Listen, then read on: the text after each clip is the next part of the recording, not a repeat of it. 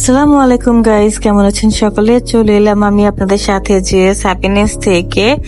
আজকে আমি পুরো ভিডিও দেখাবো না, কারণ হচ্ছে আমি এই ভিডিওটা যে মেক করেছি এটা অনেক বড় একটা ভিডিও, যার জন্য কিনা আমি আপনাদের সাথে পুরো ভিডিওটা আজকে শেয়ার করব না। এখানে থেকে কিছুটা ভিডিও আপনাদের সাথে শেয়ার করে নিয়েছি, কারণ হচ্ছে এই ভিডিওর সাথে যখন নাকি আমি এই কাজগুলো করছিলাম তখন আমার কিছু পুরনো কথা মনে পড়ে যায়, যেটা কিনা আপনাদের সাথে শেয়ার করার জন্য আমি এই ভিডিওটুকু আপনাদের সাথে শেয়ার করতে চাচ্ছিলাম। যেটা হচ্ছে যে আমার বিয়ের পর এট ফার্স্ট যখন আমি আমার শ্বশুর বাড়ি আসি তখন হচ্ছে আমাকে আমার শ্বশুর একটা মুরগি এনে দেয় কাটার জন্য। তো যখন নাকি সে আমাকে মুরগিটা কাটার জন্য হাতে দেয় তখন আমি আমার শ্বশুরের মুখের দিকে তাকিয়েছিলাম, কারণ আমি মুরগি কাটতে জানতাম না। তো ফার্স্ট অফ অল আমি এটাই বলতে চাই যে হচ্ছে মানুষ পরিবর্তনশীল, সময় মানুষকে অনেক পরিবর্তন করে। মানুষ আস্তে আস্তে নিজেকে যখন নাকি বড় হয় তখন গুছাতে শিখে, একটা কাজ প্রপারলি করতে শিখে। তো আমিও হচ্ছে সেটাই বুঝতে পারছিলাম যখন আমি এই মুরগিটা কাটছিলাম, যে আজকে সময়ের সাথে সাথে আমিও পরিবর্তন হয়েছি। তো আমার শ্বশুর এমন একটা মানুষ যে আলহামদুলিল্লাহ আমি এমন একজন শ্বশুর পেয়েছি। আমার বাবা নিয়ে আমার বাবা মারা গেছে, তো যখন আমার বাবা মারা গেছে তারপর আমার বিয়ের পরে যখন আমি আমার শ্বশুরকে দেখি তখন আমি কান্না করে দিই আর বলি যে আজকে আমার বাবা নেই, কিন্তু আমার এক বাবা মারা গিয়ে আমার আরেক বাবা আমার সামনে দাঁড় করিয়ে দিয়ে গেছে, কারণ আমার শ্বশুর আমাকে ওই রকম ভাবে আগলে রাখে। এখন পর্যন্ত বিয়ের এত বছর পর্যন্ত আমার শ্বশুর আমাকে সেই মেয়ের মতোই দেখে। তো যাই হোক, আলহামদুলিল্লাহ আমি অনেক হ্যাপি এমন একটা শ্বশুর পেয়েছি। তো আপনারাও সবাই আমার শ্বশুরের জন্য দোয়া করবেন। তো আমি যেটা বলতে চাচ্ছিলাম সেটা হচ্ছে যে যখন সে আমাকে মুরগিটা হাতে দিয়েছিল তখন আমার ফেস রিয়েকশন দেখেই সে বুঝতে পারে যে আমি মুরগি কাটতে জানি না। তখন আমরা জয়েন্ট ফ্যামিলি ছিলাম, যার জন্য কিনা বাবা তখন আমার ফুপু শাশুড়িকে ডাকে আর ডেকে বলে যে মুরগিটা কেটে দাও। তখন আমি আমার ফুপু শাশুড়ি আমার মুখের দিকে তাকিয়ে হেসে দিয়ে সে মুরগিটা কেটে দেয়, আর আমি বসে বসে দেখছিলাম যে সে মুরগিটা কিভাবে কাটে, আর আফসোস করছিলাম যে সে পারে তাহলে আমি কেন পারি না। তো যাই হোক, আজকে সময়ের পরিবর্তে আমি হচ্ছে শুধু মুরগি কাটাই না, আমি আজকে রোস্টের জন্য মুরগি কাটছি। আজকে আমি নিজের সংসার প্রপারলি গুছাচ্ছি। এমন কোনো কাজ নেই যে আজকে আমি জানি না বা করতে পারি না। তো যাই হোক, আমার শ্বশুর যদি ওই ভিডিওটা দেখে থাকে তাহলে আমি তাকে একটাই কথা বলতে চাই যে বাবা, আপনার সেই ছোট্ট মেয়েটা আজকে অনেক বড় হয়ে গেছে। আজকে সে নিজের সংসারের যাবতীয় কাজ সে নিজে একাই করতে পারে, সে সবকিছু একাই গুছাতে পারে।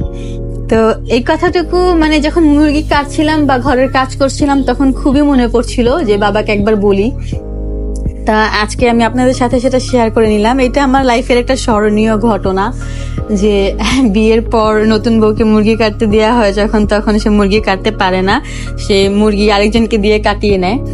তা যাই হোক, আমি বলবো যে মানুষ যখন নতুন নতুন কোনো কিছু করে বা নতুন নতুন কোথাও যায় তখন অবশ্যই তাকে প্রপারলি সময় দেওয়া উচিত, তাকে একটু বুঝানো উচিত, তাকে গুছানোর জন্য একটা সময় দেওয়া উচিত, একটা স্পেস রাখা দরকার যেন সে নিজেকে ওইভাবে সবকিছুর ভিতরে ফ্রি করতে পারে।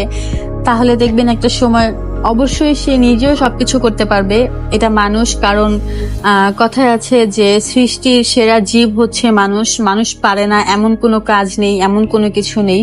তো আজকে আমি আর যেই পর্যায়ে আছি সেই পর্যায়ে থেকে আমিও বলবো যে একটা সময় ছিল যেই সময় নাকি আমি শুধু মোবাইল টিপা, ঘোরাফেরা, নিজেকে সাজানো গুছানো, খাওয়া দাওয়া, এছাড়া আর কোনো কিছুই জানতাম না। বাট হ্যাঁ, আমার ফ্যামিলি থেকে যে আমাকে কোনো কাজ শিখিয়ে দেয়নি বা জানতাম না এইরকম কিছু না।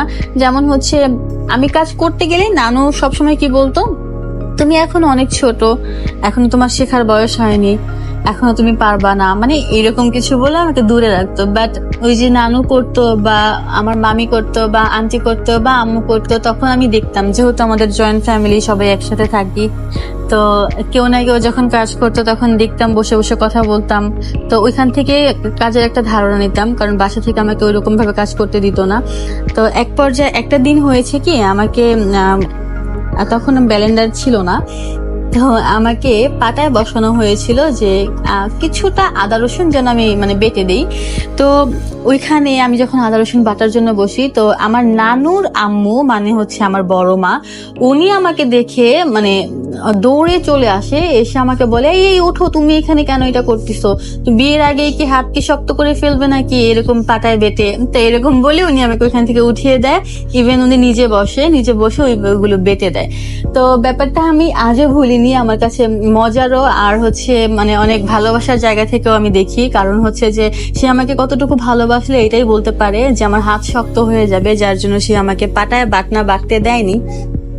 তো এরকমই সবাই আমি জানি, প্রত্যেকটা মেয়ে প্রত্যেকটা ছেলেই তাদের বাবা মায়ের খুবই আদরের থাকে, প্রত্যেকটা সন্তানই তাদের ফ্যামিলির খুব আদরের থাকে, এটা সবাই জানে।